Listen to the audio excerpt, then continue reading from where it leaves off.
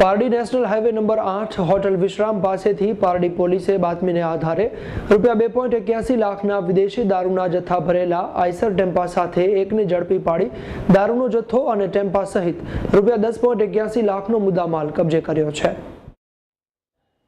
પારડી પોલીસને દમણથી વિદેશી દારૂનો જથ્થો એક ટેમ્પોમાં ભરી રાજકોટ લઈ જવામાં આવતો હોવાની બાતમી મળી હતી, જેના આધારે પારડી પોલીસે નેશનલ હાઈવે નંબર 8 પર વિશ્રામ હોટેલ પાસે વોચ ગોઠવી હતી। દરમિયાન વર્ણન મુજબનો ટેમ્પો ત્યાંથી પસાર થતા પારડી પોલીસે ટેમ્પોની ઝડપી લીધી હતી, જેમાં પોલીસને ₹2.81 લાખની કિંમતની 1514 વિદેશી દારૂની બોટલો મળી આવી હતી।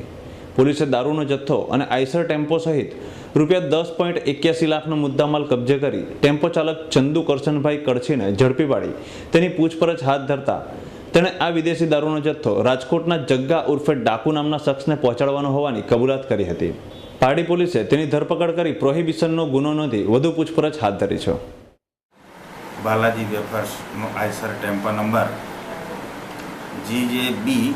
AT 3520 નાનો દમણથી દારૂ ભરી સુરત તરફ જનાર છે તે બાતમી આધારે અમે પારડી મુકામે પ્રજાપતિ હોલ સામે નાકાબંધી વાહનો ચેક કરતા દરમિયાન આ ઉપરોક્ત નંબરનો ટેમ્પો મળી આવતા તેને પકડી પાડેલા અને તેમાં તપાસ કરતા તેમાંથી અલગ અલગ બ્રાન્ડની કુલ 1514 બોટલ કિંમત ₹2,81,600નો મુદ્દામાલ મળી આવેલ અને આમાં પકડાયેલા આરોપીની પૂછપરછ કરતા આ મુદ્દામાલ રાજકોટ લઈ જવાનો હકીકત બહાર આવેલી છે અને હાલ તેની તપાસ ચાલુ